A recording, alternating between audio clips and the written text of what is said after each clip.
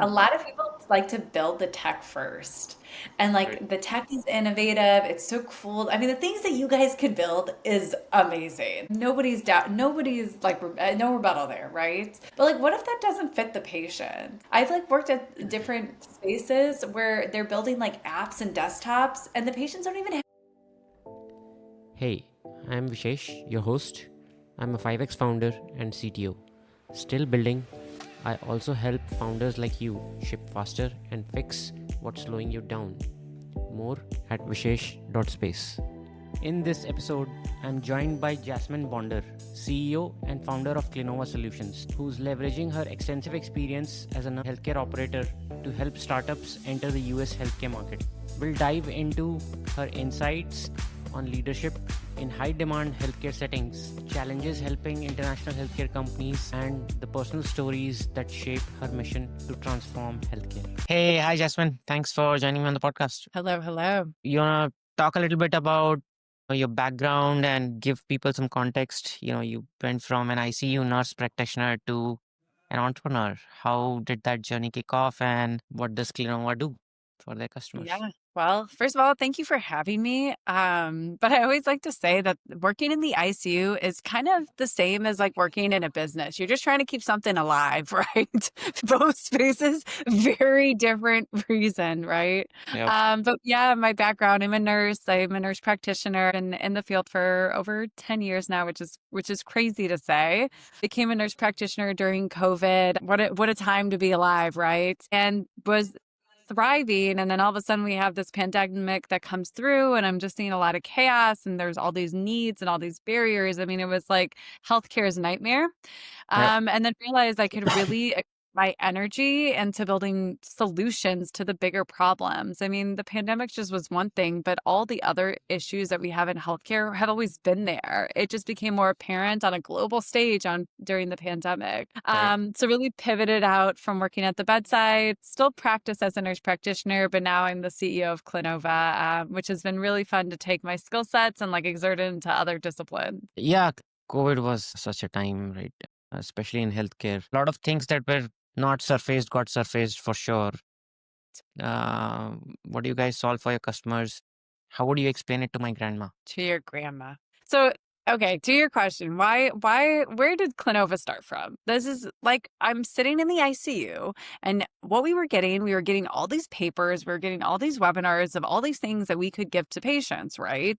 Try Right. this device, try this medication, try this nebulizer, try this CPAP, and all these things that we could get to the patient. But it always humored me because you can say that all you want, but it takes like 5 to 7 steps on average for patients to actually get those equipment and medication. Even inpatient in the hospital, it takes all these levels to get to it.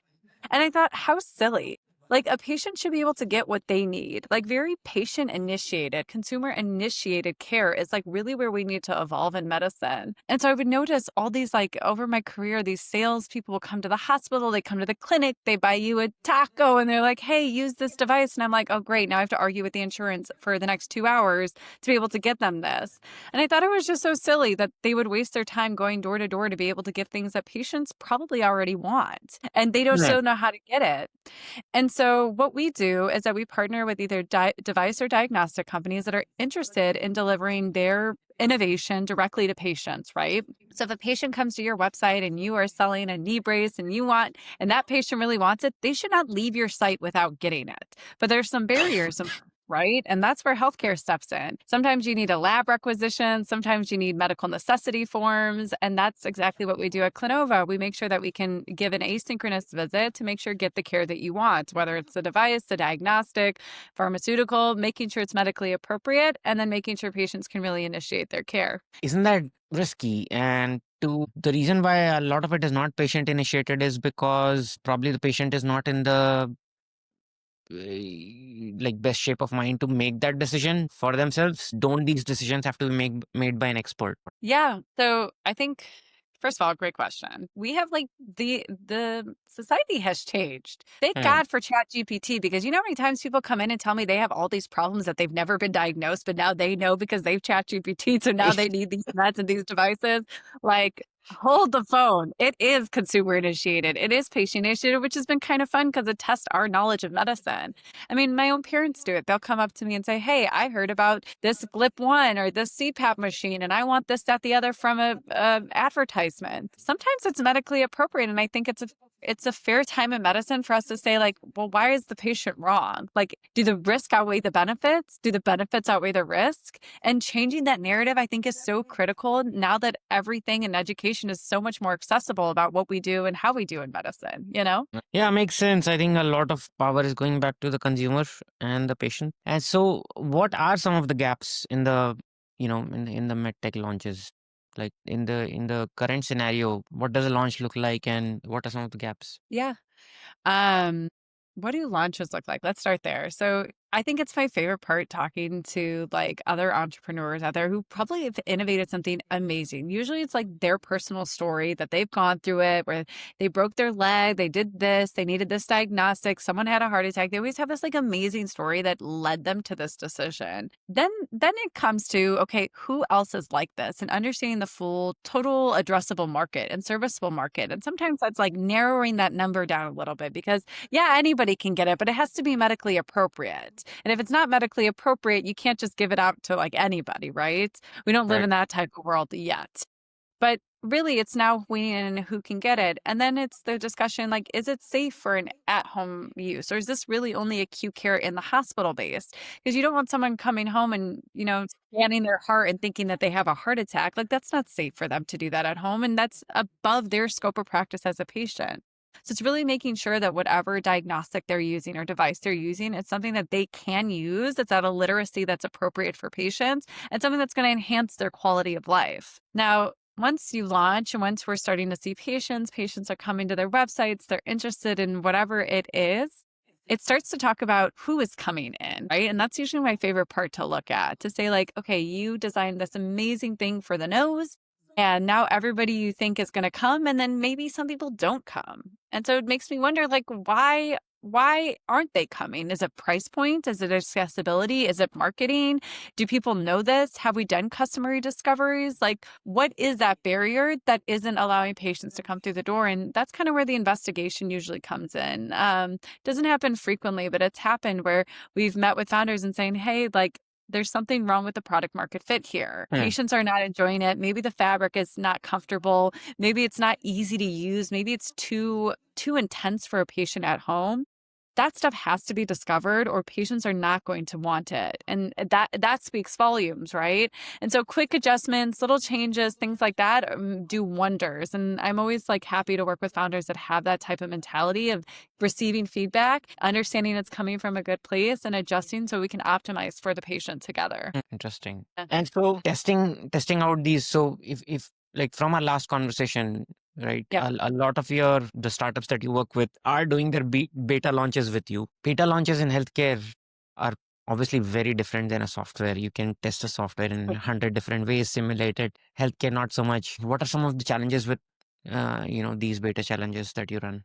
Yeah, defining scope of practice is like critical. I think it's like always number one, like what is the scope of practice that is appropriate and manageable for patients from an outpatient asynchronous setting? Because out of the full country, majority of the states allow an asynchronous process. So a provider doesn't actually have to see the patient. Through different modalities, they have to assess the patient, but they don't have to physically see the patient. So it becomes challenging when we're trying to get patients through the door and see them and making sure we define a scope of practice that's appropriate for the patient to be able to get what they need, but also for us as providers to be able to provide in that capacity. So that's usually the first thing that always is super important. And then understanding the regulatory compliances. Majority of the states allow asynchronous processes, but then there are some states that do not allow it. And so you have to have these other technologies that step in so you can do these visits. Some allow a phone call, some allow a video. I mean, there's so many differences that you have to know this in order to stay compliant and ultimately safe with our licenses and in the whole practice. Yeah, makes sense. And so right now you're helping startups enter all 50 states or certain states? Yeah, 50 plus DC. DC is because I think consider its own state. So if I say 51, people are like, what's the other state? And I'm like, well, DC is kind of its own little world, I guess. So yeah, licensed in 50 plus DC, both for adults and pediatrics. Right. How's the things looking? If you can make your product an appropriate amount, patients will pay. And I've seen patients pay up to like $1,000 for devices because they just want it. I mean, some of the MRI scans are like $3,000, and a lot of people want to get MRI scans. They'll pay Mm. cash. So, like, don't let that be a barrier in your creation when you're commercializing the product. Don't let cash pay or insurance pay be the barrier. Choose what's appropriate for the patient, ultimately. Some of it might be also dependent on the pricing, right? You have to get the Totally. pricing right. Totally. And then like that's where competition is critical. Like if like for ace wraps or things like that on your body, like those cost like nickel and dimes. So like you need to also make it appropriate for the rest of the competition out there. You don't want to come something in that's $10.99 where the same exact thing could do it for 10 cents, right? But if you're adding certain layers to it where it's like with AI, genomics, or infectious screening with different capabilities for maneuvers, I mean, mobility, like there are things that you can advance your technology that even if there is competition, people will pay for that advancement and innovation. So it really depends on, again, what it is to be able to be supportive. But I think it's always doable. And that's like the fun part when you can create and innovate and then change just a little bit and tweak a little bit. And then, wow, you have a stellar product that nobody has. And so, like, what are some of the product market fit challenges you are seeing with the startups you work with? Um, what if no patients show up? God forbid. Some of the mistakes that you see them making, either building features or, if it's a hardware or a med tech kind of startup, um, that consumers don't want. Yeah. I feel like you and I are about to have a tizzy. A lot of people like to build the tech first. And like Right. the tech is innovative. It's so cool. I mean, the things that you guys could build is amazing. Nobody's like, no rebuttal there, right? But like, what if that doesn't fit the patient? I've like worked at different spaces where they're building like apps and desktops, and the patients don't even have a computer, or they're building apps and they don't even have phones. Like, you have to kind of understand how the technology actually could have been the barrier. And so I think you really need to talk to the patients early, often, and directly. And sometimes the best question to ask as you're doing customer discovery, like, how do you want to be contacted? How do you want to be communicated? Is texting easier than calling, or do you want to get on a FaceTime? Do you even know what a Google Meets is? Have you used Zoom before? I mean, there's a large chunk of the population that those are literally like foreign words. There's a Yeah. part of us that all think it's like normal nomenclature, but it's just not to some of the people we serve. And so it's having those implicit biases, thinking that that's going to apply to everybody is also a barrier. That's kind of the best part about being an NP, because I love to ask my patients, like, how do you want to talk with us? Like, what is a call easier for you? Like, are you going to remember to show up to your appointment next week, or do you need a call or a text before? Or are you going to download an app and remember the password? Like, it's sometimes realistic expectations here for us. And we do it all the time. I mean, we build these incredible infrastructures and then we're like, oh, wait, they don't even have cell service. I mean, it happens here in the United States. It happens everywhere. So sometimes it's like slow the pump. You're going to hate me. Slow the brakes down on the tech and just talk to the patients first. See what they want. And the best part is they'll tell you. People are so Right. honest these days. So they'll tell you, or you'll find it on ChatGPT. It's one of the two. Well, especially if they're suffering from something, yeah, of course. And so, do you help the startups you work with? Do you help with these conversations in early interviews, or that's Totally. something that the startups have to do on their own? No, totally. I love that. I love being able to serve patients and like the full capacity. So like finding those barriers, including tech, like let's talk about them. Let's talk about like what's the best way of communication? What's the best way of like to receive messages, to take in messages, to be able to communicate any concerns? Like what is that escalation pathway for them? I mean, that's what's practicing safe medicine and safe in healthcare, is ensuring that the patient is always the center and the focus and initiating care around them, not us initiating care towards them. And so, right now, these startups that you help with for the early interviews, are you organizing those early interviews, and the startups do it themselves, or are you conducting the interviews? And how scalable is this in terms of a model? Yeah, totally scalable. And it really depends on like what is a total addressable market? Like, what is your serviceable market? Sometimes you only need to talk to 10 people of a diverse background, like from gender to race to age, disability, like understanding a little bit about there, you'll get some good context of it. If you get a little bit of understanding, then you're starting to build, and then you're building more efficiently and you're not using unnecessary capital to only find out it doesn't land with the patient. Right. So I think being able to slow those breaks, and it's interesting because we're seeing patients anyway. You can add it to an intake form. What is the best way to communicate with you? It doesn't even need to be coming out of my mouth. It can come out of the form, you know? So Right. whether it's a true customer discover call or it's questions that discover your patient calls, critical. And I think it really helps you to understand who you're serving. And I've done it in full spectrum for patients who've had dementia. Like they really wanted to see someone because they have so many concerns cognitively that they like the face-to-face visit. So building Right. asynchronous was inappropriate, right? They wanted Right. that synchronous and that connectivity touch, and that is so important. Whereas some of the spaces that I've worked in, like the functional health space, they didn't want to talk to you at all. They want to pick what they want and they're out the storefront and out the door. And we're Right. here for that too. But knowing that market and understanding who you serve will ultimately let you scale and have that vision a lot more accurately. And so, are these startups dealing with like mostly preventative products, or you also help people who are building solutions for chronic conditions? So definitely both. And so, how do you see scaling this right now? I think from our conversation, I remember you're a small team, and a lot of the servicing of startups is done by this small team. How do Right. you intend to scale Clinova? I love this question because I've thought about it a lot lately since our previous conversation, because it's been fun being able to serve the full United States. Like that is a full market that we can handle, both adults and pediatrics, insurance, cash pay. So we've kind of been able to dabble in multiple different markets, right? So, how I see it scaling is being able to access or give services globally and being able to get licensed as an NP, which are in many different countries is honored as a nurse practitioner. And as my medical director is also involved to be able to honor as a physician and being able to launch companies globally. Yeah. It's a lot harder said than done, but a lot of spaces honor the US market. So if you do get FDA approval in the United States, if you do get diagnostic approval in the United States, there is some regulatories that you have to do overseas, but it's a lot easier because the FDA market is a lot more stringent. So if companies wanted to have this approach in different spaces, I want to be able to honor that. And so I've already applied to different countries as an NP, both in Australia and the Middle East and some in Europe. I know it's going to take me about a year and a lot of tears, but I will get there. And so then I'll be able to serve in those capacities and also hire individuals from those spaces that may understand the insurance differences, the cash pay differences. I'm learning a lot more in Europe that every state there has different ways that they look at care and who can offer those type of cares. So I think both understanding those markets, being able to serve in that capacity and hiring teams that are experts, I think that would be critical. So, in effect, you are scaling beyond yourself and building a Yes. marketplace. Yes. I can't do it all, even though I want to. Even though I want to. What are the challenges with building this marketplace? Marketplaces are obviously hard. Why would other nurse practitioners and professionals join your network?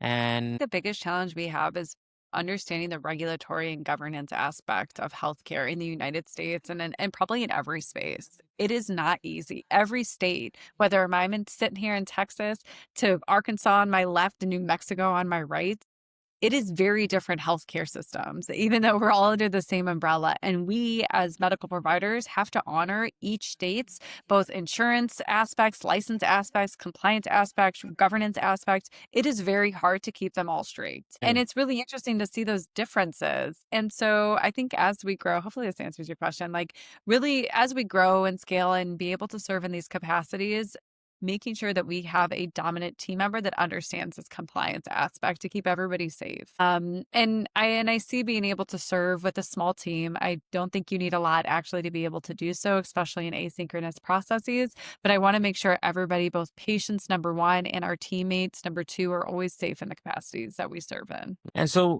you are, obviously solving a big problem. I work with a lot of health tech companies, med tech companies out of Europe, and one of the biggest markets they want to enter is US, of course. Do you help startups from Europe already entering US, and what is the path like for these companies to work with you? Totally.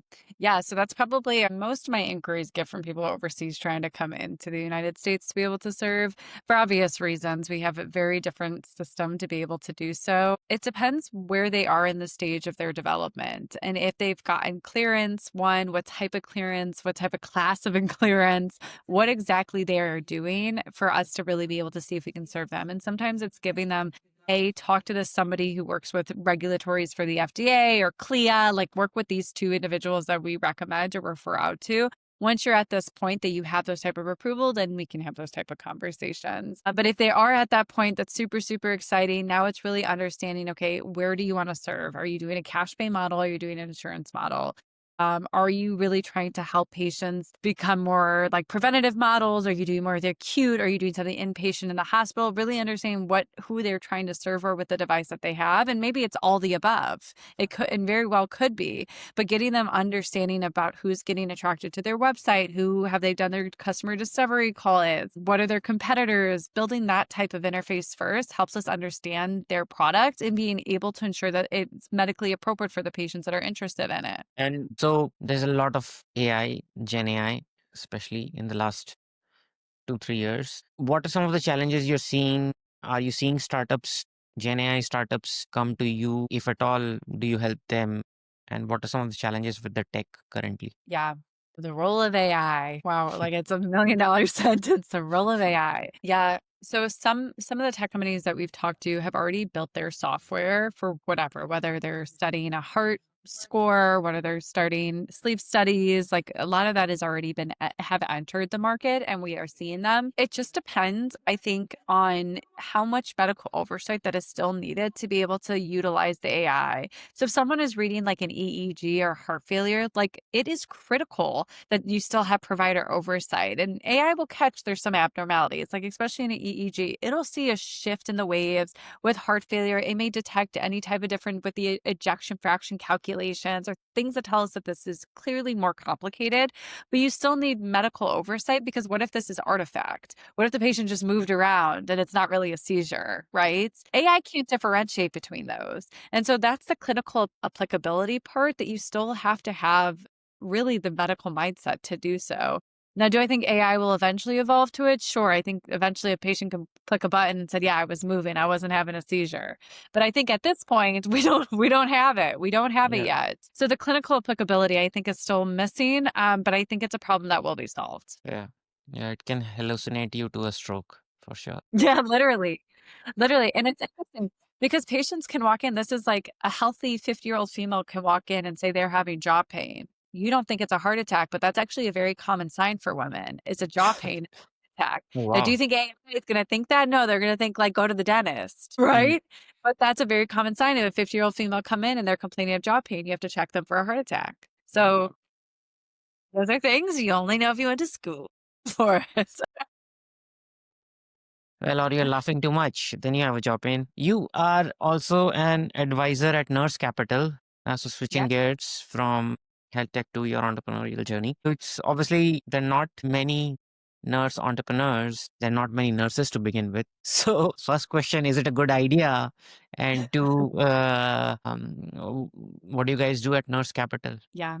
Nurse Capital is a nursing venture firm based out of Chicago that is nurse investors investing in nurse-owned companies, nurse-ran businesses, nursing executives. It's an incredible ecosystem where we're really supporting nurses who are entrepreneurs, who are founders, who are solving real issues that we are facing in every different sector. And it's been interesting because there has been this rise of nursing entrepreneurships. We're seeing it in academic spaces all through the and really globally, there's been all these different organizations that have started this really amplifying nursing voices to be able to advocate for changes and wherever they see the problem is. And I can remember you're like 10 years ago starting off at school, like that is not something we learned. It is like really in the last 5 years, there's been this huge wave of making nurses feel confident to be able to handle businesses in the boardroom and be able to make these executive decisions and changing the narratives of what nurses can do. Historically, we've had this hospital-centric mindset where all we are going to do is work in the hospital. But as we learned from COVID, that is not sustainable. It's not just the only option we have. Nurses have this incredible diverse background that can be supportive in almost every sector. And you tell me a sector and I'll argue it. Nurses are the best. We handle everything. We all handle all of it while caring for somebody's life and having that empathy and having that caring and having that aspect. I mean, nursing profession is second to none, really. And so it's been really cool to be a part of a nursing venture firm that is amplifying nursing voices to become founders and solving these issues that we see at the bedside. So we have this huge rise of nurse entrepreneurs.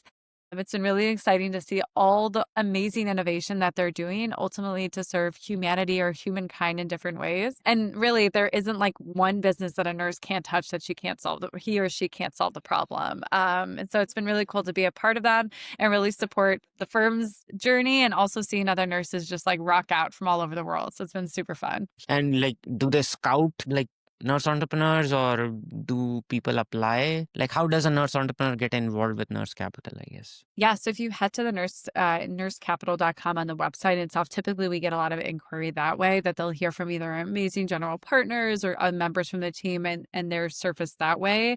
A lot of our general partners talk to different academic centers, hospitals, and so really involved with those innovations hubs or innovation spaces that are popping up all over the US. And Right. so as long as you hear about Nurse Capital, apply, and then one of the teammates will reach out and then help you go through the process of what that looks like. Awesome. Thanks. I'll put that in the show notes. Right. We have reached a brand new section that I kind of have had that section, but I've finally found a name for it. And so we have reached never get a cold email. These are basically questions that will tell people more about you. Simple questions. What surprised you most about building Clinova? How happy it's made me. Oh, nice. That clearly So comes across. Like, um, what's the toughest conversation you've had with a founder? that patients aren't receiving your product well. And Mm, I think that's really tough, especially when someone's poured their heart and soul to something and you can honor how much dedication there's there. But if right. the patients don't like it, sometimes it's the realistic expectation that is hard to give feedback. Yeah, that's super Yeah. tough. Yeah. Makes sense. Yeah. It is a tough. Totally. And is that coming back from it? In healthcare? I mean, Yeah, there's totally, totally. But I think it's like, why don't they like it, right? Is it price point? Is it accessibility? Is it hard to understand? Is it just not the right timing? I mean, it's possible to come back from it, but I also think it's a blessing that you know it, because yeah. it's better to know it than not know it and take that feedback and run with it, because now you actually have valuable feedback that you could change, innovate, reiterate, and scale even faster through it. But it's tough. It's heartbreaking for everybody. Mistakes you've made personally and lessons learned during your journey. I think I love our conversation we were talking about earlier.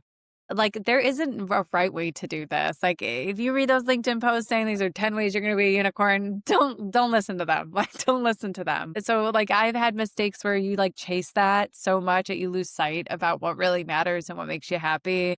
And I like lean in more to my happiness now than ever before in my life. So like, don't change that ego. Don't chase those like unrealistic aspirations. Like, chase what makes you happy and you'll always be happy doing it. So you're still practicing, right, as a nurse and doing this. Like, must be crazy weeks. How many hours? 90? And how do you stay motivated?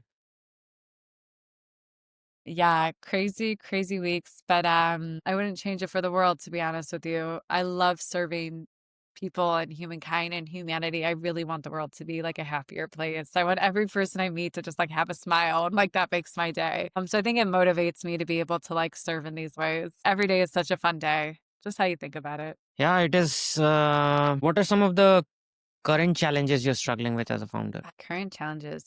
Working remotely can get a little lonely. Yeah. Especially when you're building asynchronous and sometimes you don't get to talk to people and there's like a lot going on, but nobody's talking, those days where you're like, there's so much happening, but nobody knows about it. Sometimes that's a little lonely. So yeah, sometimes that space is a void that I have, that I wish that we had more communities and like more people being like, hey, I live in so-and-so, let's just get some virtual tea. I'm here for that energy. I think Aurelia, through which we met, right? Yeah, Megan's true. community is actually doing a good job there. Very Yeah. new, but in the healthcare space. Yeah, it's been also wonderful. I found that experience really wonderful to meet founders from different countries. Like your world becomes so much, you become in a circle and it's hard to break out of it. And it's hard to meet people that are doing amazing things all over the world. And you don't get those opportunities as you get, I think, older and as you get so focused in on what you're doing, family life, friend life. It's like, it's nice to broaden out those rings a little bit. And so I had so much fun meeting you and everybody else on the group too. Just for people and some context, Relia is a virtual healthcare incubator based out of Canada. We will put the link in the show notes. What's a book or a quote that has profoundly influenced you as a founder and your approach to healthcare? What is a quote? Or a book. You don't I have to don't remember the quote. I lately I've been reading Medicaid like policies. I don't think I've read a book in a while. Clearly, Theranos has inspired you, right? From the look. Hi. Yeah, that's a risky outfit, I must say. Yeah, that is. Yeah, so anyways, a book? No book. No No book for you. book, no quotes, but somebody who has someone who has influenced me. I have a professor that I have been friends with for I don't know, 15 years now, maybe. Her name is Kimberly Cleveland. She's the most incredible person that has ever entered my life and has been a mentor for me since I was started off my nursing career, like little Jasmine is in the hospital. And she has been such a positive influence in my life and the career that I've had. So I like give a lot of, like, I'm very grateful for her and her presence in my life. And every time I get a chance to thank her on any platform, I always do so because I appreciate the love she shared with me. All my success, I can like honor a lot of her was her contributions, like in investing time with me, which I thought was incredible. Can you Okay. describe a day in your life as a nurse entrepreneur and the main obstacles you face? Describe my day. My day where do I start the day? Really? Because I don't know what hour it typically starts. It's all different hours of the day and all different concerns. But my day usually wakes up. I always say like a sentence of gratitude. Wake up with my family. I have a cup of tea. Help my fur babies because my cat's usually starving every morning, even though I feed her a ton. So serving everybody is the first thing I do pretty much in my morning. And then I get to sit down once I bike my kids to school and I sit down. I get to look at my computer and be like, what can I do today to enhance Clinova? Like, what can I do today to make like the day better, my business better, everything around better? And then obstacles, they come, dude. They come every hour, sometimes every 10 minutes. There's another friction point in my day, but it's kind of the fun part of building because like at least you get to have that friction that you have to solve. It's like playing Yeah. a Sudoku game. Like it's like, okay, what's this issue? How am I going to solve this? Like, let's go, let's go, let's go, let's go, let's go. Like you just don't stop. And that type of like mental tenacity, it's draining, but it is so fulfilling. And then when you can go through the day and it's 8 o'clock in Texas time and I'm sitting here doing a podcast, even though I had a crazy day, I can look back and be like, hey, I had a fulfilled day. And that's so satisfying, you know? It is satisfying to like move over a blocker. At the Totally. same time, there are days when at least I feel like you are not moving beyond something and it is driving you crazy. That how can I not figure this out for the love of God? At least sometimes I've felt that over the last whatever decade and a half. So then let me ask you though, so why do you keep trying to solve it? Do you Uh, just sorry. do you just give up? Do you like toss it out the window and you're done? Sometimes you have to take a step back and kind of let it burn for a while and then come back again and maybe you have an idea while you're in a shower or whatever. Sometimes, yeah, you have to look for inspiration elsewhere. I think when you're in the weeds, sometimes though you lose track that you need to take that step back or you need to take inspiration from outside or you need to analyze. That can happen. Shouldn't happen, but can happen for sure. And you know what you didn't tell me? You didn't tell me you gave up. So think about that. You just found every way that you're going to solve the problem, whether you took a step back, find aspiration, talk to mentors, look at it from a different angle. But what words that you did not say is that you didn't give up. And that's what a founder and an entrepreneur is being. Yeah. Yeah. Boom. Uh, Mic drop. what's the hardest part about scaling tech in healthcare? Ooh, a lot of regulatory laws. It's not easy. Every state, every age group, every person, every disease, there is a lot of laws that we have to abide by in order to be compliant. So one of the hardest part about scaling technology within healthcare is making sure that you know exactly what kickback laws, medical malpractices, everything that's out there, because those are things that are coming for you if you don't watch it. So that's the hardest part about scaling technology, is making sure that you're compliant in all those ways. And that's why they need you or Clinova. And I need God. Right. For international founders who are trying to break into US healthcare market, what advice do you have Hey, give me besides a link to your website? yeah, give me a Or call. literally, okay. Call 911. Just kidding. Just kidding. Just kidding. Dude. How to break into the US healthcare market. Okay, so international founders, if you have a device, a diagnostics, make sure you get clearance in the United States first. That's ultimately going to be your number one thing. Even if you're working in pharmaceuticals, you got to make sure you have the regulatory aspects to it. Understand how big you want to scale it to. It's sometimes best to start a small, like MVP, start a couple states, see how you feel, get your feet wet a little bit on your beta scale, feel confident in those type of infrastructures. A third of our GDP is in healthcare, and out of that, a third, 71% comes from 10 states. So if you focused on 10 states, you will already have the majority of those, of that market. And so it's the big states. You got the California, the Texas, the Floridas. Those states have enough population that you're going to be able to serve and understand your market, and then scale from there. So that's usually the advice I give. Start small, start accurate, start cautious, and then when you scale, you'll just be more precisional. For non-clinical founders, how to collaborate with clinicians? What are some of the conflict of interests when you're working with clinicians? How do you avoid them? Yeah, I think that the question's asking like some of the things that we have to be cautious for. The biggest rule that we have to be cautious for, besides medical malpractice, is going to be the predominant one. There's Stark law as well, is kickback laws. Healthcare providers cannot be incentivized by money or by growth or by any aspect to be able to do care. And so that's something that is very critical for people to understand. And I'm not a lawyer. I'm not going to say this is accurate, that a legal team can say so. But medical providers have to be very cautious of any type of incentives or referrals that are coming their way, because we cannot make profit from it. So there are ways that you can do that is medically appropriate, and ultimately, like, your legal team will give you exact guidance on how to do so everybody is safe in the process. So that's pretty critical. So if you've never played in the healthcare sectors, there are a lot of rules that we have to abide by to keep our licenses and our practices safe. Interesting. I know, super. One piece of advice to first time health tech founders. Hire a nurse. Hire a nurse. Find a nurse. And find a nurse. They will do everything. They will be the best. No, but for real, her one piece of advice to first-time health tech founders. I think if you go into healthcare, you're trying to like serve her. You are serving humanity and you're serving humankind. And it's really difficult, especially like clinicians. We've dedicated our lives towards it. And it is rewarding, but sometimes you have to look through all the chaos that it brings to find those rewards. But I think once you can even say that you've served one soul, one person, one family, served one thing, you've like changed the needle for that thing for the rest of their life, that person for the rest of their life. And that is super profound. And not a lot of people go into careers that have that type of like servitude. And so if you go into health tech, especially health tech, make sure that's always your underlying theme. And I think you'll be okay. That was it. It was a fun chat. Thanks for joining me on the pod. Yeah. Where can people follow you? Where can people, you know, reach out to you if they need help? If it's non-medical help and it's business help, don't send me rashes, don't send me anything. But if you're interested in connecting, LinkedIn is usually the best, or at our website at Clinova.Solutions, www.Clinova.Solutions. So cool that I get to say that. And we're also on LinkedIn. Follow Jasmine Bonder. I'm happy to connect and happy to get coffee and tea with anybody. Love connecting with other souls across the world. So please reach out. Awesome. Well, thanks for joining me again.